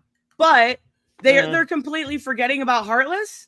Like he's always been kind of in the back, even though they did that annual where they did a really good backstory and they built Heartless up, and they're like, Heartless who? Yeah, Right? exactly. DC has a tendency of doing that. They create great characters and then forget they exist, even though they shouldn't forget that they exist. Right. And then the ones like Yara that could be something special. That were popular, mind you. That's the other thing. They were popular. Like people love the design. People were all in on this. Like, what was she? She was Latina, right? Yeah, even the anti-woke crowd was on board. I know. Like that says a lot when you can. Happens that says a lot when you can unite the internet around a character positively. I mean, especially the anti-woke crowd, because any new character that's introduced that is not white straight man, they're like, nah, player, no, they're like, not doing this. And I'm like, oh god, guys, come on. No, yeah. So that's a pretty big deal. But then they're like, we're gonna go all in on Trinity. I guess I don't hate Trinity the way some people do. Okay. Well, yeah. From girls to but Robert, arguably the two topics are like intertwined. Yeah, that's fair. See, I don't get. But by the way, my co-host just sent me a fun screenshot of something because she runs the main Superman and Wonder Woman Instagram account. So may I read you a comment she got on a post? Oh my god, of course. Here we go. I'm gonna I'm going to like censor myself because again, I know I don't have to worry about cursing on this show, but personally I don't. So here's the thing. Delete your effing account, you sick piece of shit. You are going to hell for spreading lies. Superman and Wonder Woman are not and never will be a couple. They were in the new 52. They are in the Tomorrowverse. But anyway, it's effing trash. Superman belongs only with Lois effing Lane. Wrong. Did you not understand that shit was retconned and erased from existence for a reason? It actually wasn't. It's kind of funny as I said this in my Why Rebirth Sucks video. So yeah, Superman Reborn retconned the Superman and Wonder Woman relationship, but then it gets referenced in the Wonder Woman book. So I'm like, no one got that. But anyway, so they brought back the true Superman happily married to Lois with a son. Oh, you mean Coward Superman? I'll explain that in a second. I'll explain that. I'll explain that in a second. I have a reason for that. They brought back the true with a son for the actual fans of Superman that don't show up and buy the book. Wonder Woman is happily supportive of Superman and Lois together for actual Wonder Woman fans, except she's used as a mouthpiece. Of course, people like you don't have any respect for canon and will remain in denial. You are not fans. You are sick perverts with power obsession fantasies. You are dumb for even entertaining this nonsense. I'm here to tell you Superman and Lois Lane are the ultimate power couple of DC since 1938. Actually, no. But Superman and Lois forever, so Superman and Wonder Woman never, so F you, pathetic dumb loser. So, oh my god, that's way extra. So allow me to refute that. So first off, if you look at the original creators of Superman intended for him to not be with anyone. So second off, so here's why I say Coward Superman. And this goes, so they came out with that book called Superman, Lois, and Clark when it's supposed to say that like post-crisis Superman was in the New 52 since the beginning. So they show him watching the Justice League fight Darkseid. I get that because the Justice League was formed, they can handle Darkseid. Right. Then the crime syndicate invades, say we've killed the Justice League, and he doesn't do anything. Then the Anti-Monitor shows up, almost destroys the world, and he doesn't do anything. It would be one thing if they showed like a scene of him flying into battle, but then someone was like, oh no, something's happening, so he can't come help. But I'm like, what? And then apparently a tornado hits his like town, and he just sits in a basement with Lois and John and lets the tornado hit when he could stop a tornado. So he's a coward. He doesn't do anything. Wait, hold on. Your logic there just called Man of Steel Superman a coward. No, but it's not like Lois said. It's not like Lois said, "Hey, they're gonna hate you if you're Superman." Well, and here's the difference. This one in the comics was an experienced Superman. The other one was a Superman that didn't know his powers. He didn't know if he could save John. Now, can that scene be done better? I am on record saying yes. I would have done that a little bit better. The way I would have done it. Had him save his dad? No, the way I would have done, kind of. Here's where I would have done it. They both escape and get there. But what I would have done is have John get the heart attack, John Kent, and then so someone else is injured. So Superman has to bring that person to the hospital, and when he comes back, his father's dead. Instead of, because I can get why people critique that scene. I get that. And yeah, it could have been done better. But the point is, I'm sorry, that just doesn't, that version of Superman, that's supposedly the right version of Superman, is a freaking coward. They're all saying, and I'm not sure. So was his powers diminished at the time? I don't remember. The point is, he didn't do anything. He just sat on his ass all day. So I'm like, what? Joseph, you're out of control right now. Yeah. Out of control. Well, no. Superman the Snyder Cut? Hello? He was a horrible bitch. He let his father die. I know you Reeves went through all that. Murdered in his movie. I don't care. Which arguably, here's the thing. Reeves is more of a murderer than Henry Cavill Superman is. I've gone on I would have to rewatch the movie. It's been a while. So allow me to recount what happens. So here's the thing, and Nerdette, I've used you in my discussions about this. Boom, bitches. Respectfully, obviously. So one of the things you have said is that when Superman's holding Zod, he could have put his hand in front of his eyes, right? Yes. Snyder showed you early in the movie that doesn't work. But it works if you write it to work, right? Just like in No, but logic, it wouldn't work because here's what happened. It could work. We've seen it done in Superman and Lois. But at this point, Superman and Lois hadn't come out yet. Remember, it's all in the writing, right? Things could be skewed for that writing purpose. But then Snyder would be accused of not being a consistent, even though he didn't write Man of Steel. He just came on to direct it. There was a difference there. But my point is, when you look at Reeves, so in Superman 2, he depowers Zod, and then still crushes his hand and punches him into a wall at full strength. Does he get up afterwards? Nope, he falls into a pit, and we never see him again. In 20 years. Like, it's been a very long time. He punches him into a wall at full speed and then falls into a pit. We never see Zod again. He's probably dead. We don't know if they died in the pit, Robert. Then why don't we ever, as far as we know, he's dead. We didn't, I get it.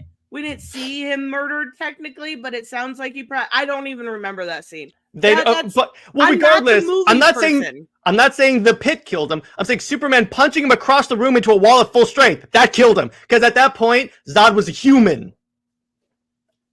Tavia said he thinks there's a deleted scene that shows him alive. Yeah, but again, the Donner cut doesn't count in this case. I'm going by the theatrical cut of Justice of Superman. So should we go by the theatrical cut of Justice League? No, because here's why. Flash canonized the Snyder cut. Wait, no. It's not a double standard. Flash canonized the Snyder cut.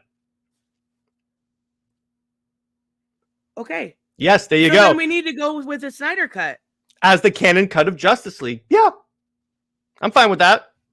That's the only cut of that's the only legitimate cut of Justice League, so I'm fine with that. That's the only one you should probably. Don't get me wrong, I'm not a huge fan of it, but even the other one was nearly. The other one, they lost me when falls into Wonder Woman's boobs. But if you're going by that version of it, shouldn't you also go by the Donner cut? No, if you're because going by there's the no Snyder other cut? thing. There's no other reference in the other movies that canonizes the Donner cut. It's not like we see Zod in prison. The difference is they directly reference in the Flash going back in time in the Snyder cut. If they directly reference Zod being alive in the subsequent Superman movies, that would be one thing. But they do not. They just leave it alone. But if you're going, like, do you get what I'm saying? If you're going by one cut, you should go by the other cut. No. The difference is I the other movies canonized it. I get that, Hmm? but like, I think fair is fair. No. This is fair because the other movies don't canonize the other cut. This one does. I don't know. I haven't seen it in 20 fucking years. It's been a long. I did watch the original more recently, but the 2, 3, and 4 I haven't seen it. To be clear, I like the Reeves Superman for what it is. It's not it's not really my cup of tea. Just because it's like, okay, I didn't grow up with that, and that's fine. But I don't think it's bad. It's a little boring in my opinion, but that's just me. I'm fine with existing. I see value in it, in other words. Yeah, no, I get that. And I love, like, I think just because I'm the opposite, whereas I 78 was always the Superman that I thought was the, Adonis in my eyes, right? Mm-hmm. So, like, I went, like, I went the trunks, I went the whole thing, I went, like, I know that's a big thing in the Snyder Cut. They hate the trunks. I don't get it. Because it looks stupid, that's why. But his mom gave it to him. Not in this universe. But it would be cute if it did. No, it wouldn't. Superman it and looks Lois stupid. In Superman and Lois, he says, "My mom gave it to me." And then the next time we see Superman, he's not in that suit. Yeah, I know. That's what I think they can do. That's what I think that they should do in the future. Make it his first suit has the trunks, and then the next one doesn't. There you go. You're done. That way, both sides have it. Exactly. See, I wouldn't be mad without the trunks. It's just one thing that's always stuck in my mind. I get like, you need to update things. And that's what I'm saying. If you're okay with them updating Superman in that way, why aren't you okay with them updating Peacemaker in the show? Because they're still respecting the Superman lore.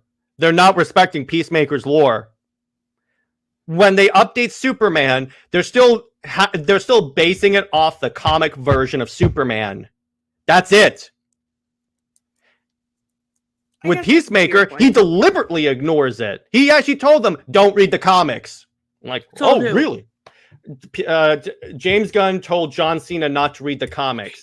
I've seen that sentiment before, like with the Last of Us show. They so I'm saying Ramsey, and I was like, why? Why don't you want them to experience that? I don't know. It's stupid as hell. That's the other reason why I don't necessarily trust James Gunn totally, because he has done that in the past. I don't know what he's going to say with this one.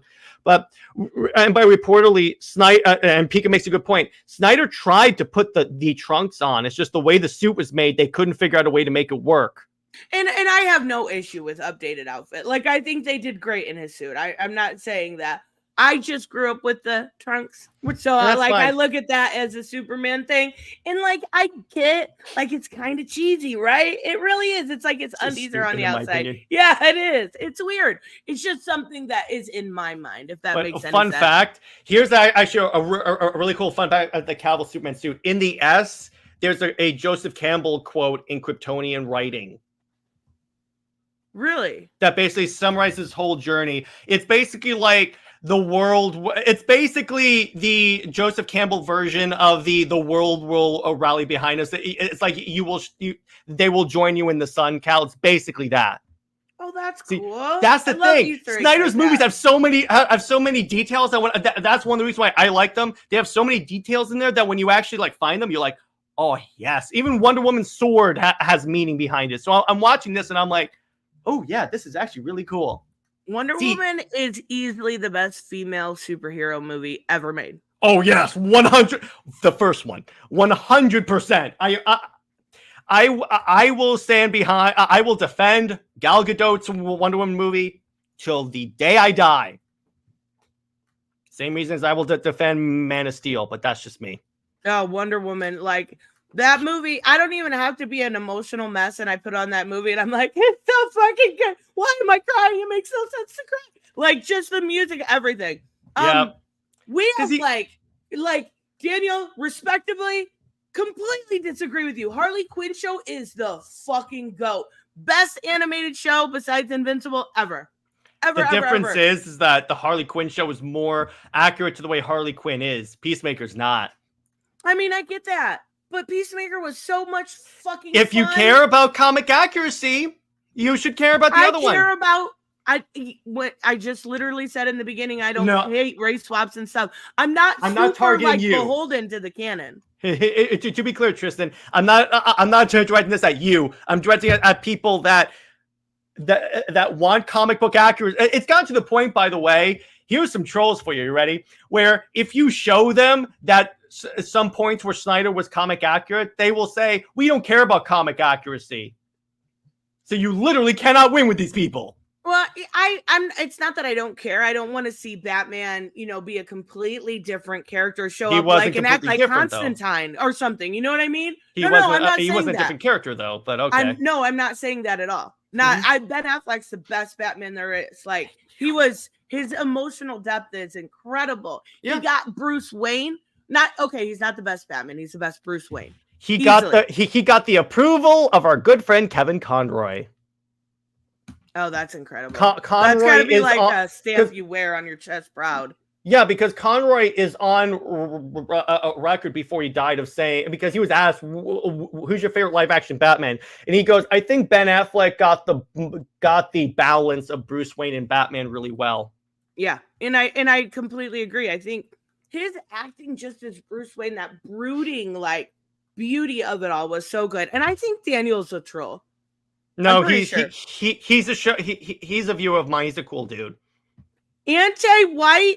Okay, for one, what the fuck is anti-white about Harley Quinn? Yeah, that one I'll disagree with you on that I'm one. I'm a female. Still.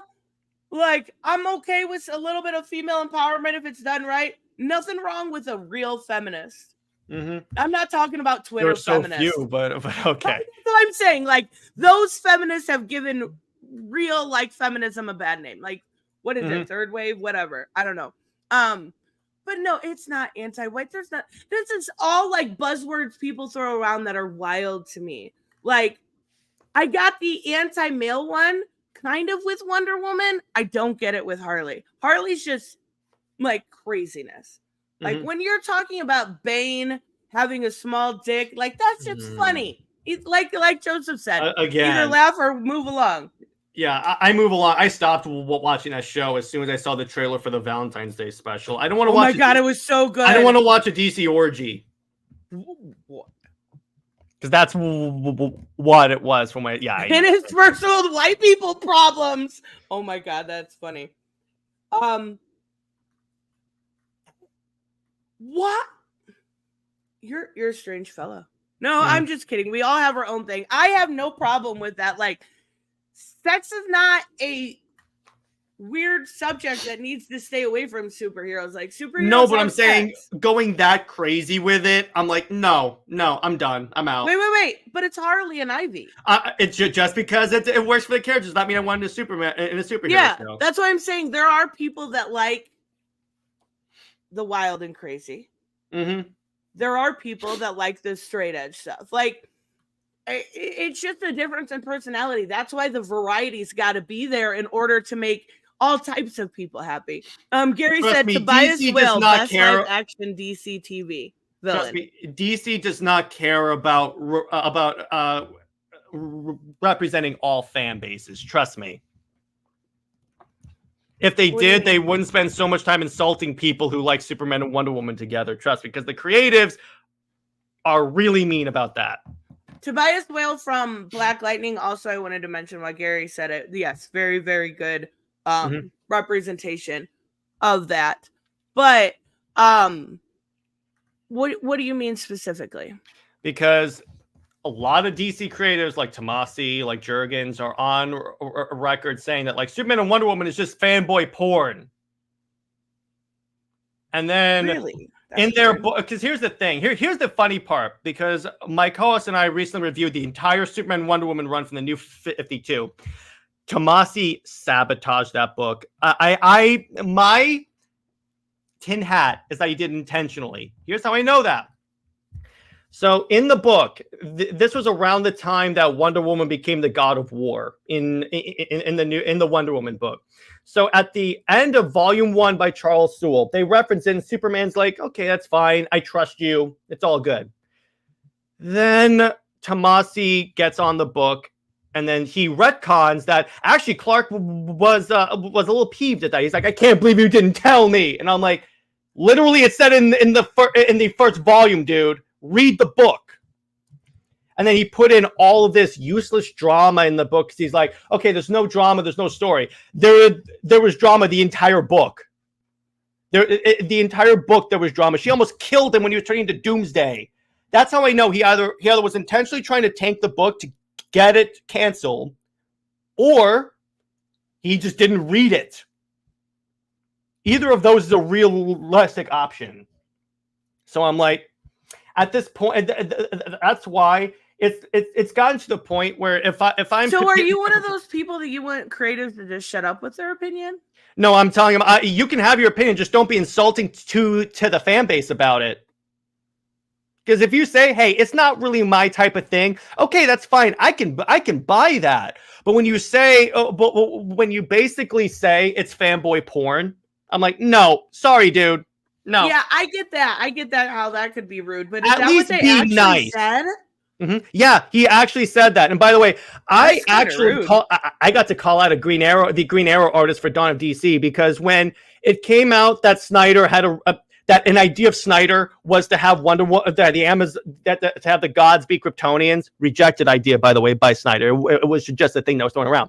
But then he posted, I can't thank F. Snyder is gone. I can't believe DC ever let that guy run it. And I'm like, and I can't either. Wait, this was my tweet. I'm just kidding. I'm kidding. This was my tweet. Are you ready?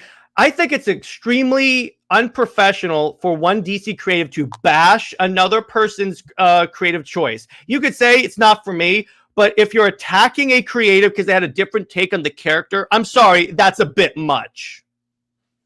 I mean, I get it, but also I think people should be allowed to say what they want to say. I'm definitely very much so free speech advocate, though. It's different when you're in the customer service industry, in a industry that is already losing fans. When you're saying screw you, that's why Rebirth didn't do well, because guess what? The entire initiative was screw the New 52. So all those fans that came on with the New 52, myself included, were like, okay, see ya. And never came back. I came back because there was stuff going on that excited me, but I was like, nope, I'm done. That was the first time I dropped comics completely, because I was picking up the trades. I was reading Rebirth, and then the minute I see vague jabs at New 52, here's a good example. In Rebirth Action Comics, Jurgens took a moment to have a scene where Lois goes to Wonder Woman and goes, I know it's kind of weird seeing me and Clark together. And then Wonder Woman's like, oh, no, it's not weird. It feels true. And I'm like, what the hell is that? It's a joke. No. It wasn't a joke. He took it seriously. So I'm like, the minute you start tearing down what came before you, here's the thing. Don't even address it at all. Because you're then insulting the fan base at that point. And that's where that's where I rail against these people, because I get it. If you don't like one little line was insulting a whole the entire thing of the new, because if you read the other parts of that, it's like in Rebirth Wonder Woman, where they're like, where Rucka has Wonder Woman go, being with Superman was easy, but I've always remembered you, Steve Trevor. And I'm like, so Wonder Woman was in love with someone else while she was with Superman? That's not Wonder Woman. She said, I always remembered you. She didn't say I thought about. And then she kissed him. So, why I was fucking, like, you get what I'm saying? Like, but here's the other part, particularly with Rebirth Wonder Woman. So Rucka's basic plan is that Wonder Woman's never been home. Then how do you explain Superman and Deathstroke being on Themyscira? Were they never there? How does that work? Because in the Deathstroke book, which by the way was dope as hell in that book. Oh yeah. He showed up on Themyscira with the God Killer sword. So I'm like, wait a second here. How does this? Too many people have been on to Themyscira for this to make sense. At that point, it just sounded like they were trying to hand wave everything that happened in the New 52. I mean, maybe, but it was Rebirth, so it was something different. No, it wasn't, because if it was something different, they would have wiped away everything with the New 52. That's fair. The problem is they tried to keep the stuff that they legitimately couldn't get rid of, like the Court of Owls or Jessica Cruz. And like with the animated universe, incredible. Like with the animated universe, it blew up in their faces. Because here's the problem. New 52 and Post-Crisis are two very different eras of DC. So if you try and merge them together, it doesn't work. I mean, I get that, but I don't know. I'm sorry. This Daniel person is crazy. Like, you're taking offense, right? No, nobody else is. I am. I'm a. There are people that don't like it, but I'm a Harley Quinn fan. It's not insulting me. I love the show. I'm a Harley Quinn It's fan. obviously like doing very well. It keeps getting renewed. It keeps getting specials. By the 5th season? I thought it was ending. Oh, okay. I may have been wrong on that. But David brings up a good point. The New 52 could have been great if it were the Ultimate Universe. That's it. That's why I think Absolute Power could be a big thing here, because if they make it the Ultimate Universe, you can have your convoluted as hell universe. I can have my universe that's going to sell. So there you go. I'm fine with that. Yeah, it looks like the last update would have been that Harley Quinn season 5 was confirmed. Oh, okay. Yeah. I mean, there are people like this is the problem here. Making definitive statements like that are a little extra, right? That's when people look at you as a troll, because I can say I really like this show. I enjoy the humor of it. I enjoy what they've done with Harley and Ivy. I enjoyed Suicide Squad Kill the Justice League. Oh my God, right? That's me. I enjoyed that game for what it was. Is it a perfect game? Hell no. But do I have fun playing it? Yeah. By the way, yeah. I also liked how they hinted about Superman and Wonder Woman in that game. So I was like, yes, I'll take what small scraps I can get, because DC gives scraps. Yes, they do. And I think like saying it insults fans, or you can say it insulted me. I didn't like this. But making definitive statements like that, I think is wild. I think it's crazy. Okay, Robert said, example, lesbian Maxima called straight man. Yeah, I do remember that. Yeah, I'm sorry, that's stupid. So I'm like, no. Oh my God. Okay, that's when it got that's woke. I'll tell you that. That's woke. What's woke? Oh yeah, that is. Was that oh my God, what was his name? I have no idea. Steve Orlando. I think it was. I could be wrong. Which is sad, because I liked his Wonder Woman run. He's the one that recanonized Superman and Wonder Woman in the universe. I could be wrong, but I do like Steve Orlando's run, especially compared to the Cloonan and I enjoyed that. I enjoyed what I've seen of the Cloonrad run for what I've seen of it. I'll say I liked Mariko Tamaki's run better, even though it was short-lived. Yeah, the stuff. What was it? Liar, Liar. I like that stuff. I thought it was good. But like, I'm not saying anything. I know he's your fan. I'm calm. I am normal. I appreciate that. I can handle it. And I am not going to insult your fans, even though they're wild. That's all I'll say. To quote Henry Cavill, they're not toxic. They're passionate. Passionate is right, but when you start to go into, oh my God, the agenda because she's a lesbian. What? She's bi. It's okay. Bi people exist. Here's the thing about DC. They only make the characters bi, so if it's rejected, so if the fan base freaks out about it, they can put them. It's the same reason why Tim Drake is bi. It could be because they're just bi. I mean, right? We'll see. I would believe that if they had bi characters with characters of the opposite gender as well. Who? They don't. What do you mean? Like Uh, Constantine? Is he really though? Oh, he's definitely bi. Like he was just fucking Satan in Tom Taylor's run and then goes to a chick. Like he's definitely bi. Okay, one example. What's another example? They don't have very many. They have like 2 bi dudes. Exactly. No. 3. They have and 2 of the 3 of actually 3 of the. Why is it that except for Constantine and like maybe except for Constantine, which other bi character in DC is with a opposite gender partner? Like Poison Ivy just was. She was just with Floronic Man. But isn't she with Harley now? Yes, but she was just with Floronic Man, then Bella, then Harley. They were in her new origin, the 3-parter that No, but currently now, where that are they literally now? just happened. It was like 3 issues that happened a few days ago. Mm-hmm. I'm saying it's kind of weird when, like, let's say John is only with the dude, and like, he's Tim only Drake, been by Tim for Drake, like there was 2 no minutes. reason. Tim Drake, there was no reason to. I because agree with guess you what? there. Fans were happy. You know why? Because the writer shipped Connor and Tim, and I'm like, I think stop they it. probably tried to push that more behind the scenes than what we'll ever know.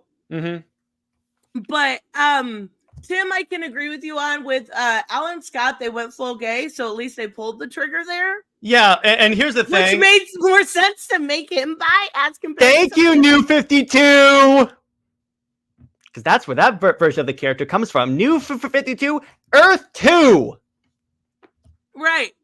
But you're saying they make them all bi. With him, they made him gay. For the most part. I said for the most part. Yeah. I get it. I just, like, Ivy and... it's still weird to me that people don't like bi women. Like, especially men. Like... It used to be when I was growing up, lesbians were hot. Now it's woke. Like, well, here's the other thing. The part where I took, like, I object to it is like when they, outside the book, said like, oh yeah, Wonder Woman's bi, but never did anything with it. That's why I'm like, she's not. That's why I take it as she's not, because they never really did anything with it. It was just one writer saying, oh yeah, I've always considered her bi because the Amazon's on the island. Never mind the fact that she considers all the Amazons to be her aunts, and that's kind of creepy. And before you say it's accurate to Greece, so is the Amazons kidnapping men. Where do we draw the line on mythological accuracy? Wait. That happened, and then we got that Brian Azzarello nasty one where they took the men. That's what happened in real life. I hated that. Well, yeah, but my point is that when I brought this up with people about how they basically make it so Wonder Woman sleeps with everyone on the island, which are basically her sisters / aunts, they're like, but that's accurate to the way Greece was. So the kidnapping of Amazon of men that the storyline that you people hate. I'm not targeting you, Tristan. I know what you mean. Throwing that out there. The story you guys hate is also accurate to the mythology. Where do we draw the line here? I think that's when you got to let creatives creative, right? You've got to let them do their thing, because if not, you're going to get this overdone argument. It's accurate to mythology or it's not. You don't have to be. This isn't mythology. We're talking about comic book superheroes. You don't have to. You can have your creative liberties. Yeah, exactly. But here's my problem. Here's a problem I have with the comic book fan base. They won't let you do that, because I encountered the same thing with Snyder. And even when it came out, Snyder's full plan of like doing Flashpoint, having Reverse Flash be responsible for everything. Everyone's like, oh, that actually sounds really cool. I'm like, then maybe you should have let them finish. For which part? Because it came out that the overall plan for Zack, because after Justice League Part 2, there was going to be an actual Flashpoint movie where it's revealed that the reason why all the characters act perceivably different and darker, that was all the Reverse Flash screwing with Barry. I mean, I could see how that would work, but it also feels a little bit like a cop-out. Still, but my point is, you had people saying, oh my gosh, that actually sounds really cool. Then maybe you should have let the creatives actually do their plan instead of throwing a shit fit. That's the problem, though. It's not just with the movies; it's with the comics too. Yeah. When you don't let people actually have their vision, and it's so corporatized, and you see, basically micromanagement. Then these people can't work and actually tell the story they intended to tell, and that's why I don't being very, very vanilla. That's why I don't trust WB with the DCU, because it's going to be the exact same thing. I guarantee it. I don't trust WB. I do trust to a degree. Like, they're hopeful. Hopeful is the way to put it. For what James Gunn can do, because he's made easily the best superhero trilogy there ever was. Like, Guardians is incredible. Captain America. Ew. Okay. Okay. I don't know if I can be friends with you anymore. We superhero different. I like the weird. You like the vanilla. It's okay. He did. No, Arguably, Captain America 1 and 2 are incredible. 3 I tolerated, even though it's basically an Avengers movie. Civil War. Oh yeah, I never even think of that as a Captain America. It's movie. An Avengers movie. Yeah, it's an Avengers. It's an Avengers movie. They just call it Captain America. But the whole reason why that movie exists is because DC announced Batman versus Superman. Yeah, and it was a good movie. I just always think of it as more as an ensemble. Yeah, to be clear, I still liked it, but it's like I was like, okay, but I am the guy who completely hates the well, actually, wait, Gunn is the only person to do a complete trilogy. Oh, you mean one creative?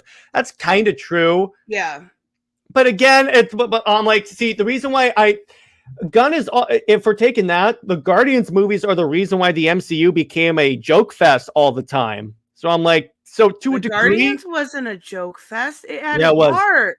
No, like, are you allergic to funny? No, but I'm allergic when they put it into every single scene of the movie. Oh my god, you are a wild and crazy person. I like a little humor, but every single one of those movies made me cry at one point. Oh yeah, same here. It's just I'm like, I don't like all the humor that showed up in the later MCU movies because of that. Because Marvel was like, oh, that's popular. Make everything a joke.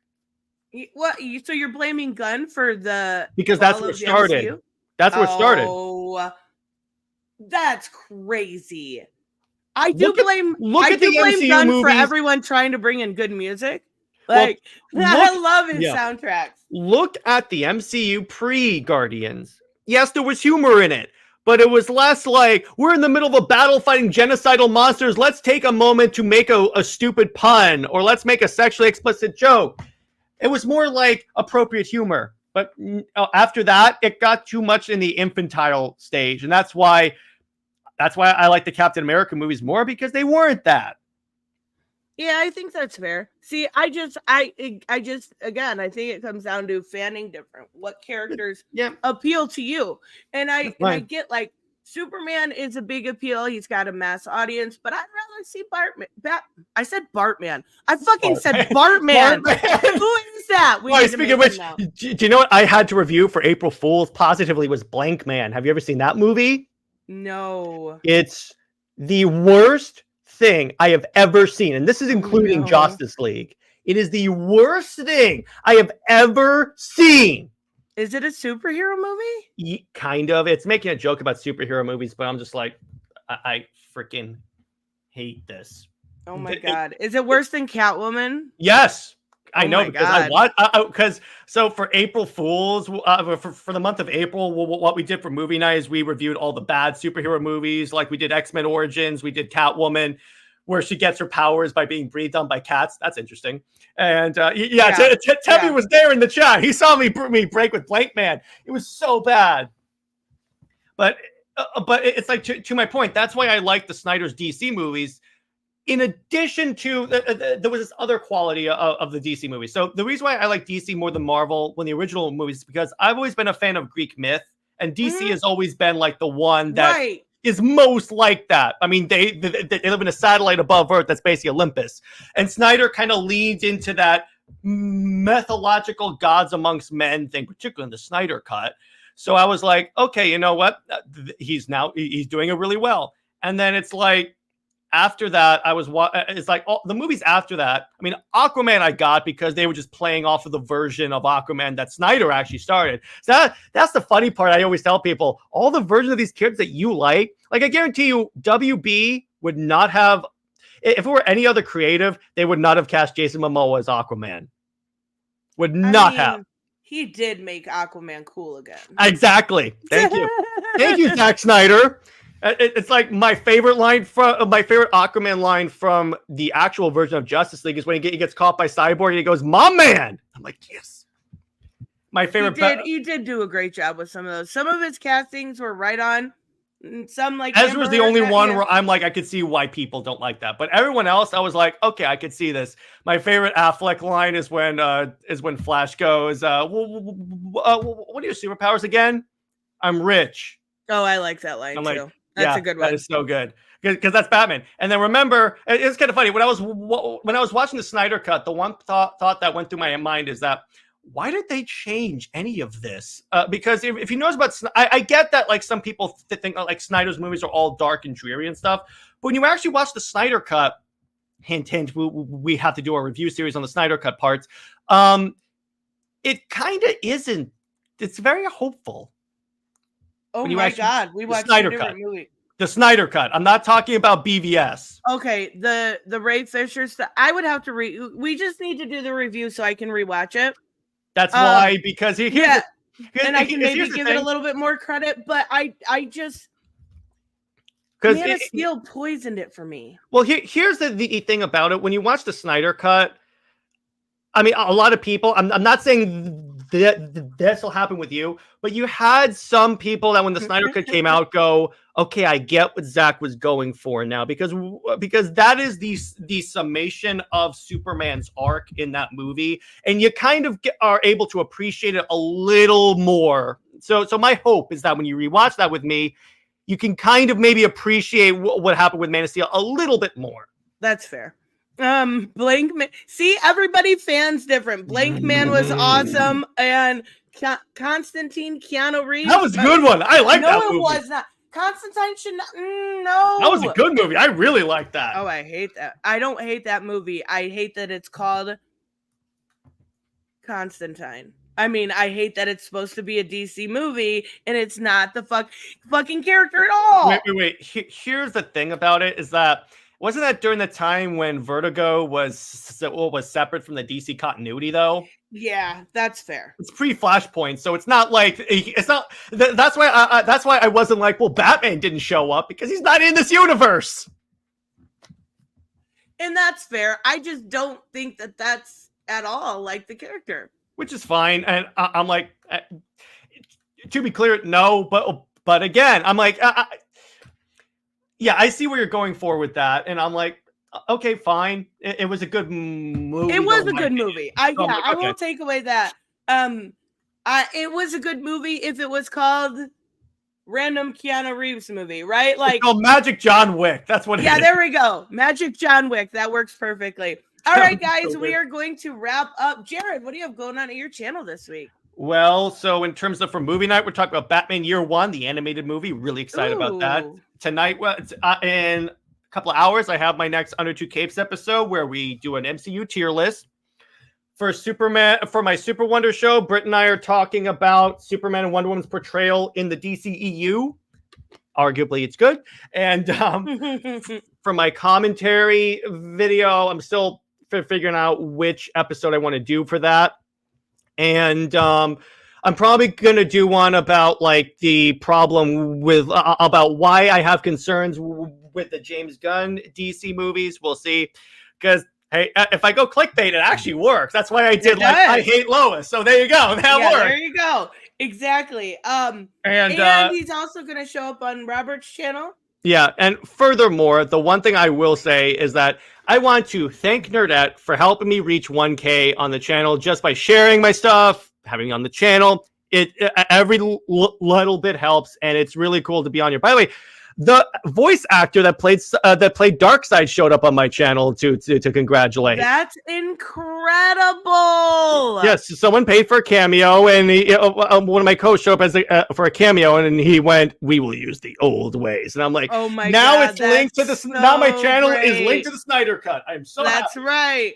Oh my goodness! And don't forget tonight, guys, we are doing Drunk Facts. Gonna play some games and drink. Gonna get shit faced. It's gonna be super fun.